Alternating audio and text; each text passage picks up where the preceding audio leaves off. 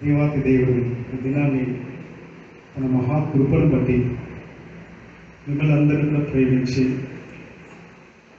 నాకు అనుగ్రహించిన సమయాన్ని బట్టి దేవాతి దేవుడికి నేను మహిమ ఘనత ప్రభావములు కోటాని కోట్ల కృతజ్ఞతాస్తుతులు చేస్తున్నాను. హల్లెలూయా హల్లెలూయా. 15 సంవత్సరం ఏమండి, టీనేజ్ కాబట్టి సౌలు అప్పటికే పెద్దవాడు.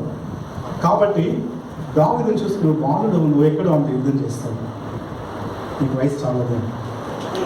కాబట్టి బైబిల్ భాషలో బాలుడు అన్నారంటే యవ్వనస్తుడని అర్థం. ఎంతమందికి అర్థం అన్నారు? రైట్. రెండోదిగా చెప్తున్నాడు, ఈ యవ్వన కాలం అందంట, ఈ యవ్వన దశలో ప్రసంగి సొలొమోను అనే మహాజ్ఞాని. ఆయన లాంటి జ్ఞానము ఆయనకు ముందు ఎవరికి లేదు, ఆయన తర్వాత ఎవరికి కూడా ఉండబోదని దేవుడు చెప్పాడు. దేవుడు ఆయనకి ఇచ్చినటువంటి జ్ఞానం అంట ఆయనకు ముందు ఎవరికి ఉండదంట, ఆయన తర్వాత కూడా ఎవరికి ఉండబోదంట. అలాంటి జ్ఞానం సొలొమోనుకి ఇచ్చాడు. ఆయన రాస్తున్న మాట ఏంటి అంటే, ఆ బాల్య దినం అంటే ఆ యవ్వన దినములందు లేదా యవ్వన దశ యందు ఆయన ఏం చెప్తున్నాడంటే, ఒక మాట అంటున్నాడు, దుర్దినములు రాకముందే. అవేంటో మనం తెలుసుకోవాలి. ఫస్ట్ దుర్దినములు రాకముందే అంటున్నాడు. అంటే మానవుని జీవితంలో అంట దుర్దినములు ఉన్నాయంట. అంటే చెడ్డ దినాలు కదా, తెలుగులో మనం అట్లనే అర్థం చేసుకుంటే చెడ్డ దినాలు. ఏంటి ఆ చెడ్డ దినాలు అంటే అక్కడ రాస్తున్న మాట, ఒక మాటలో మనం అర్థం చేసుకుంటే, ఇప్పుడు వీటి యందు నాకు సంతోషం లేదు అని నీవే చెప్పే సంవత్సరంలో రాకముందే. ఇక చెప్తున్నాడు ఏంటి దుర్దినములు అంటే, ఇప్పుడు వీటి యందు నాకు సంతోషం లేదు అని మన జీవితంలో చెప్పే సంవత్సరాలు వస్తాయంట. ఫర్ ఎగ్జాంపుల్ చెప్తాను, మనంతా యంగ్స్టర్స్, మేమంతా రాజేష్, ప్రసాద్, బ్లెస్సన్ తిరుపతిలో ఏం చేస్తామంటే, ఏదైనా అకేషన్ ఉన్నప్పుడు మంచి రెస్టారెంట్, మాస్టర్ గారితో కొన్నిసార్లు కలిసి భోజనం చేయాలనుకున్నప్పుడు మంచి రెస్టారెంట్కి వెళ్ళి కూర్చొని ఇదే మాది స్టార్టర్, వెజ్, నాన్ వెజ్, తర్వాత తందూరి, దాని తర్వాత బిర్యానీ, ఫినిషింగ్ టచ్ ఏదో ఒక ఐస్ క్రీమ్ ఇచ్చి ఎంజాయ్ చేసి వస్తాం. కరెక్ట్ మన భాషలో. ఇప్పుడు నేనంటాను, వయసు అయిపోయినా మన తాత అవ్వ అనుకున్నాం, మనతో పాటు వాళ్ళని తీసుకోపోతాం. వాళ్ళకి పండ్లు ఉండవు, కండ్లు కనపడవు, నడుస్తామంటే ఒక మెట్టు ఎక్కడానికి మోకాల్లో బలం ఉండదు, వినపడదు. సో వాళ్ళని తీసుకొని అదే రెస్టారెంట్కి వెళ్ళి మన ముందర పెట్టిన ఇదే dish, chicken biryani, mutton 65, gobi, ఇవన్నీ తీసుకొచ్చి వాళ్ళకి ముందర పెట్టి తినండి అని చెప్పి మనతో పాటు సంతోషంగా ఎంజాయ్ చేయండి అంటే వాళ్ళు ఏమంటారు?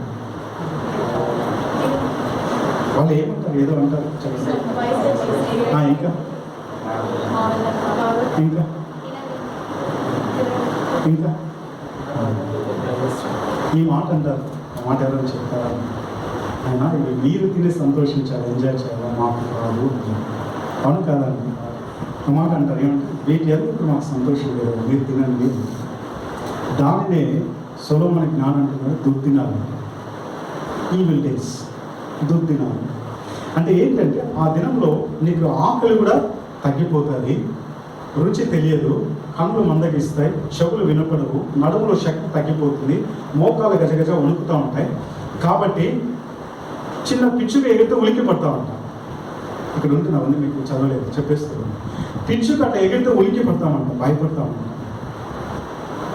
వీటిని దుర్దినాలు, కరెక్ట్గా చెప్పాలంటే ఓల్డ్ ఏజ్, ముసలితనము. సింపుల్. దుర్దినాలు అంటే ఏంటండి? ముసలితనం. కాబట్టి ఇప్పుడు అంటున్నా, ఆ దినములో రాకముందే యవ్వన దినాల్లోనే మనం ఏదో చెయ్యాలని సొలొమోను అనే మహాజ్ఞాని చెప్తున్నాడు.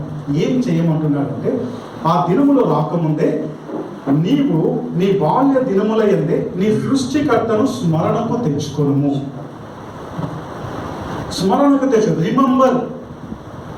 స్మరించుకోవాలంట ఎవరిని అంటే, మన ఫేవరెట్ హీరోని కాదు, మన ఫేవరెట్ ఫ్రెండ్ని కాదు, మన ఫేవరెట్ పొలిటీషియన్ కాదు, ఫేవరెట్ సెలబ్రిటీని కాదు, ఫేవరెట్ స్పోర్ట్స్ స్టార్ని కాదు.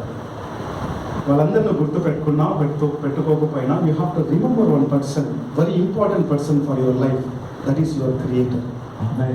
నీ జీవితంలో నువ్వు ఖచ్చితంగా గుర్తు చేసుకోవాల్సిన, స్మరించాల్సిన ఒక వ్యక్తి ఉన్నాడు ప్రతిదినం.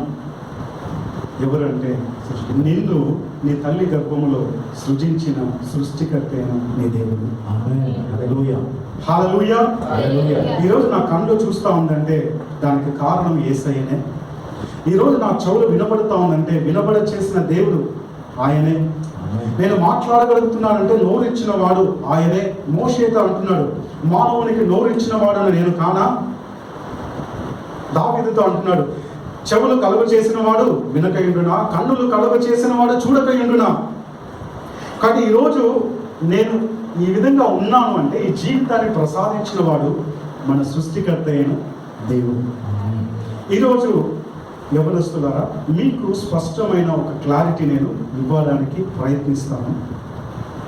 నెంబర్ 1, కొన్ని ప్రశ్నలు మీకు వేస్తూ ఉంటాను, ఆ ప్రశ్నలు రాసుకోండి. ఈరోజే కాదు, మీ జీవితంలో ప్రశ్నలకు సమాధానం వెతుకుతూ ఉండండి. ఖచ్చితంగా పరిశుద్ధ ఆత్మ దేవుడు మిమ్మల్ని సర్వసత్యంలోనికి నడిపిస్తాడు. Number 1, first question, who is your creator? నిన్ను సృజించిన నీ సృష్టికర్త ఎవరు? Who is your creator? నీ సృష్టికర్త ఎవరు? నీకు తెలుసా? Do you know who is your creator? ఇది మొట్టమొదటి ప్రశ్న. ఈ ప్రశ్నలకు బైబిల్లో ఉంచి మీరు సమాధానాలు పరిశోధించడం ప్రారంభించండి. ఒక రోజులో ఇది అర్థమయ్యే సంగతి కాదు, సత్యం కాదు. You have to know every day. సరే, ఈరోజు ఒక ప్రశ్న, దీనికి సమాధానం వీలైనంత త్వరగా తెలుసుకోవడానికి ప్రయత్నిస్తాను. నేను కూడా ఒక హైందవ కుటుంబంలో నుంచే ప్రభువైన యేసుక్రీస్తును నమ్మాను. కాబట్టి నేను యేసుక్రీస్తును నమ్మక మునుపు నేను నమ్మేది ఏంటంటే బ్రహ్మ సృష్టికర్త అని నమ్మాను. నా మిత్రులు నాకు అదే బోధించినారు. కాబట్టి నేనేం నమ్మేవాడినంటే బ్రహ్మ మనలను సృజించిన సృష్టికర్త అని నమ్మేవాడిని. అయితే యేసుక్రీస్తును నేను వెంబడించడం ప్రారంభించిన తరువాత నాకు అర్థమైన సత్యం ఏంటి అంటే, దేవుడు మానవునికి ఏం చేసినాడంటే జ్ఞానం ఇచ్చాడు. కాబట్టి ఆ జ్ఞానంతో ఆలోచించడం ప్రారంభించాను. ఏం ఆలోచించానంటే, గత కాలంలో ఏమో బ్రహ్మ సృష్టికర్త అన్నారు. అయితే నేను యేసుక్రీస్తును విశ్వసించినప్పటి నుంచి ఈయనే సృష్టికర్త అంటున్నారు. ఎవరు నా సృష్టికర్త? ఇద్దరున్నారా? సరే, నేను చైనాకి వెళ్తాను. చైనాలో బ్రహ్మ లేడు, చైనాలో బుద్ధుడు ఉన్నాడు. వాళ్ళు ఏం నమ్ముతారంటే మా జీవితానికి ఆధారము బుద్ధుడే, ఈ దేశానికి పునాది బుద్ధుడే అంటారు. ముస్లిం నేషన్స్కి వెళ్తే మమ్మల్ని సృజించిన వాడు అల్లాయే అంటారు, లేదా మొహమ్మద్ ప్రవక్తే అంటారు. ఇంకొక దేశానికి వెళ్తే వాళ్ళకు ఇంకొక దేవుడు ఉన్నాడు. ఒక్కొక్క దేశానికి 200 పైగా దేశాలు ఉంటే 200 దేశాల్లో ఒక్కొక్క దేశానికి వెళ్తే ఒక్కొక్కరు ఒక్కొక్క పేరుని చెప్తారు. ఇప్పుడు నేను అంటున్నా, ఎవరు సృష్టికర్త? ఎడ్వర్డ్ విలియమ్స్ అని చెప్పి ఒక సేవకుడు ఉన్నాడు. ఆయనకి మొట్టమొదటి కుమారుడు పుట్టినప్పుడు హాస్పిటల్లో వాళ్ళ భార్య కానిపోయిన తర్వాత బిడ్డను తీసుకొని వచ్చి ఆయన చేతిలో పెట్టి, ఇదిగో నీకు కొడుకు పుట్టినాడు అని చెప్పి ఆ కొడుకును చేతిలో పెడతానే ఆయన ఆ పుట్టిన బిడ్డను పసికందుని చేతిలో తీసుకున్నట్లు చూస్తే ఆ చిన్న బిడ్డ రూపము వీళ్ళ నాన్నలాగంటే ఈయనలాగానే ఉందంట. ఆ ముఖం అంతా, ఆ ముక్కు, ఆ కన్నులు, ఆ గడ్డ మీదంతా చూసి అచ్చం నాలాగే పుట్టినాడే అని ఆశ్చర్యపోతున్నాడు. అచ్చం పసికందు నాలాంటి స్వరూపంతోనే పుట్టినాడని చెప్పి చాలా మురిసిపోతున్నాడంట. ఉన్నట్టుండి ఆయనకు ఒక ప్రశ్న కలిగింది. ఏంటంటే, తల్లి గర్భంలో, అంటే నా భార్య గర్భంలో ఈ బిడ్డను అచ్చం నాలాగే రూపించినది ఎవరు? ఈ బిడ్డను ఇలా పుట్టించింది ఎవరు? తల్లి గర్భంలో 9 నెలల్లో ఇలా రూపించి ఇలా పుట్టించి భూమి మీదకి పంపించింది ఎవరు అని ఒక ప్రశ్న వచ్చిందంట మనసులో వెంటనే. అప్పుడు ఆ ప్రశ్నకు ఆయన దేవుణ్ణి అడిగాడంట వెంటనే, ప్రభువా, ఈ బిడ్డను సృష్టించింది ఎవరు? నాకు చూపించు. అప్పుడు దేవుడు ఆయనకు ఒక మాట చెప్పాడంట. యోహాను సువార్త 1వ అధ్యాయం 2-3 వచనం చదువుతుంది.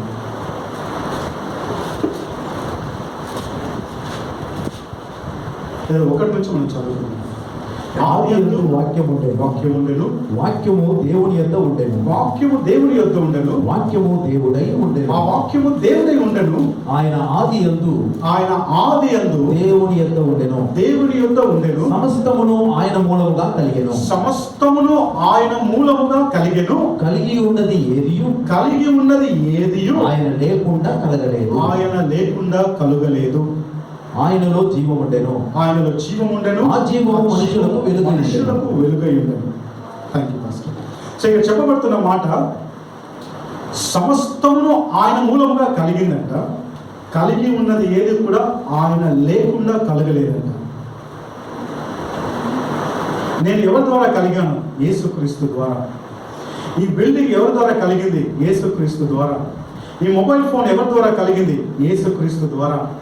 మీరు నిలబడి ఉన్న నేల ఎవరి ద్వారా కలిగింది? యేసుక్రీస్తు ద్వారా. ఈ కరెంట్ ఎవరి ద్వారా కలిగింది? యేసుక్రీస్తు ద్వారా. పైన ఉన్న సూర్యుడు ఎవరి ద్వారా కలిగినాడు? యేసుక్రీస్తు ద్వారా. ఈ భూమి మీద నీకు కంటికి కనబడుతున్నా, నీ చెవులకు వినబడుతున్నా, నీ చర్మానికి స్పర్శించి నువ్వు చూస్తున్న సమస్తము, నీ చుట్టూ ఉన్న సమస్తము కూడా చెప్పబడుతున్న మాట, నీతో సహా కలిగి ఉన్నది ఏది కూడా ఆయన లేకుండా కలగలేదు. నువ్వు ఎక్కడ చూసినా అందులో ఆయన ఉన్నాడు. ఎవరు ఆయన? యేసుక్రీస్తు. ఆయన లేకుండా ఏది కూడా కలగలేదంట. రెండోది చూద్దాం. కొలస్సీలకు రాసిన పత్రిక 2వ అధ్యాయం 16వ వచనం చదువుకుందాం. ఇంకా స్పష్టంగా దేవుడు చెప్తున్నాడు. కొలెషన్స్ 1:16. కొలస్సీలకు రాసిన పత్రిక 1వ అధ్యాయం 16వ వచనం చదువుకుందాం. ఏలయనగా ఆకాశమందున్నవి భూమి అందున్నవి దృశ్యమైనవి కానీ అదృశ్యమైనవి కానీ అవి సింహాసనములైన ప్రభుత్వములైన ప్రధానులైన అధికారములైన సర్వమును ఆయన యందు, మళ్ళా చెప్తున్నాడు, సర్వమును ఆయన యందు సృష్టింపబడెను. సర్వమును ఆయన ద్వారా. మళ్ళా చెప్తున్నాడు రెండోసారి, సర్వమును ఆయన ద్వారాను ఆయనను బట్టి. మూడోది చెప్తున్నాడు, సర్వమును ఆయన బట్టి సృజింపబడెను. క్లియర్గా చెప్తున్నాడు. నువ్వు తల పైకెత్తి చూస్తే ఆకాశముందు నీకు కనబడుతున్న సూర్య చంద్ర నక్షత్రములు ఆయన ద్వారా కలిగింది. నువ్వు తల దించి కిందికి చూస్తే నీ కంటికి కనబడుతున్న భూమి సముద్రము ఆయన ద్వారా కలిగింది.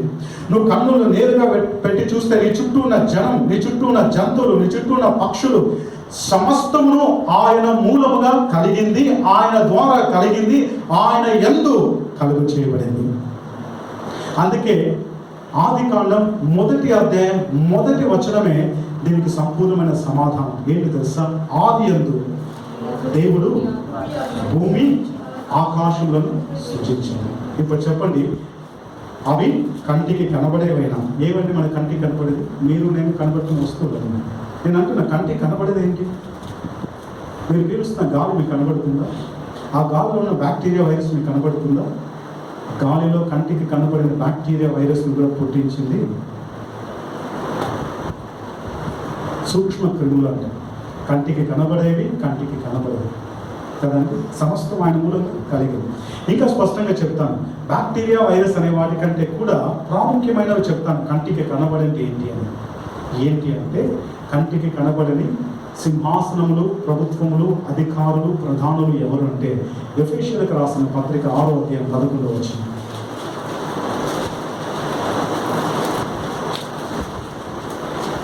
మీరు అపవాది తంత్రములను ఎదిరించుటకు శక్తిమంతులగునట్లు దేవుడిచ్చు సర్వాంగ కవచములను ధరించుకొనుడి. ఏలయనగా మనము పోరాడునది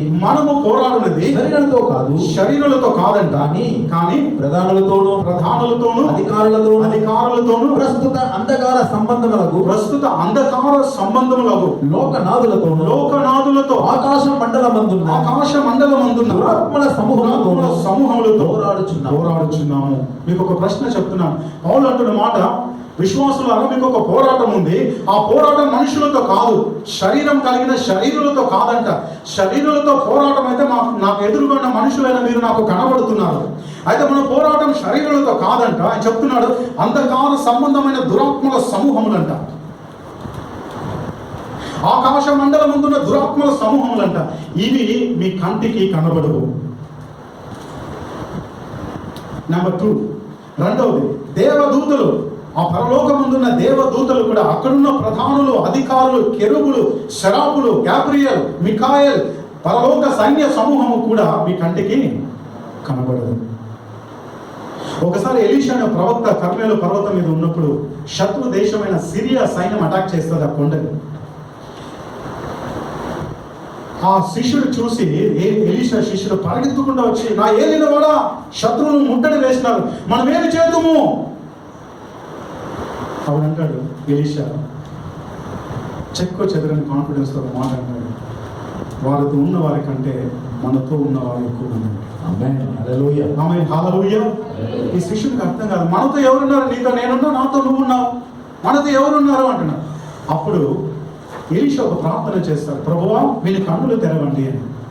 ఎప్పుడైతే ఎలీషా ప్రార్థన చేసినప్పుడు దేవుడు ఆ శిష్యుని యొక్క కన్నులు, ఏ కన్నులు తెరిచినాడు? ఈ కన్నులు కాదు, కానీ మనోనేత్రంలో ఎప్పుడైతే తెరిచినాడో, ఆత్మలో ఉన్న కన్నులు ఎప్పుడైతే తెరిచినాడో, ఎలీషా చుట్టూ పరలోక సైన్య సమూహంలో అగ్ని రథములు కోటాని కోట్లుగా చుట్టుకొని ఉన్నాయంట. ఆమేన్, హల్లెలూయా.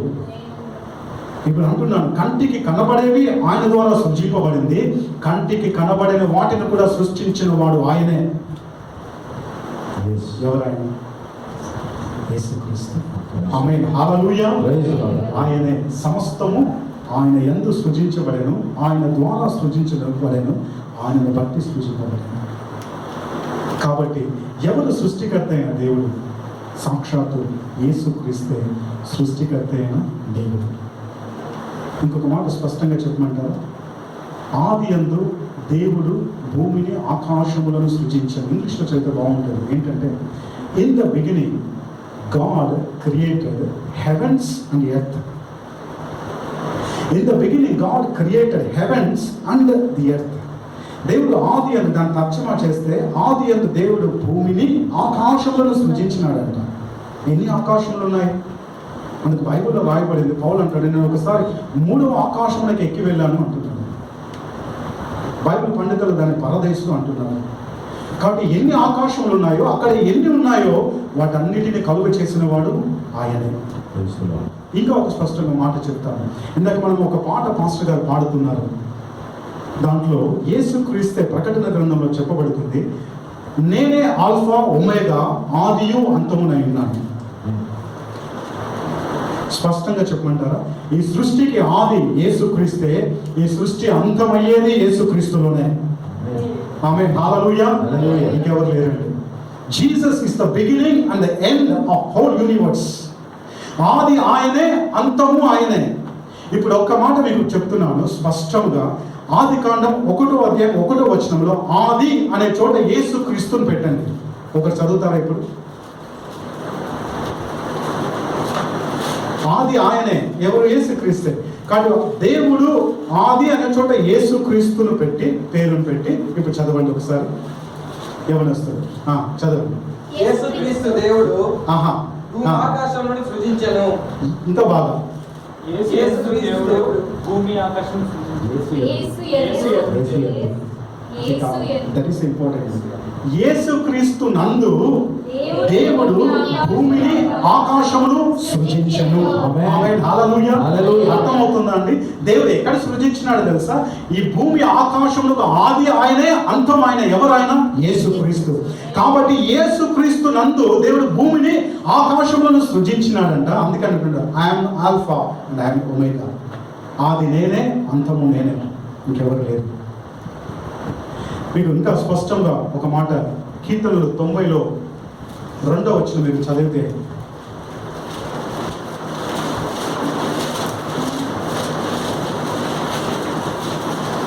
పర్వతములు పుట్టక మునుపు, ఒక మాట చెప్తున్నాడు, పర్వతములు పుట్టక మునుపు, భూమిని లోకమును నీవు పుట్టింపక మునుపు, భూమిని లోకమును నీవు పుట్టింపక మునుపు, యుగ యుగములు నీవే దేవుడవు. ఇప్పుడు నేను అంటున్నానండి, ఎన్ని యుగములు ఉన్నాయో నాకు తెలియదు. ఎన్ని యుగములున్నా యుగ యుగములు నీవే దేవుడు. ఆమేన్, హల్లెలూయా. ఆమేన్, హల్లెలూయా. ఏ యుగములోనైనా దేవుడు ఎవరు? ఆయనే.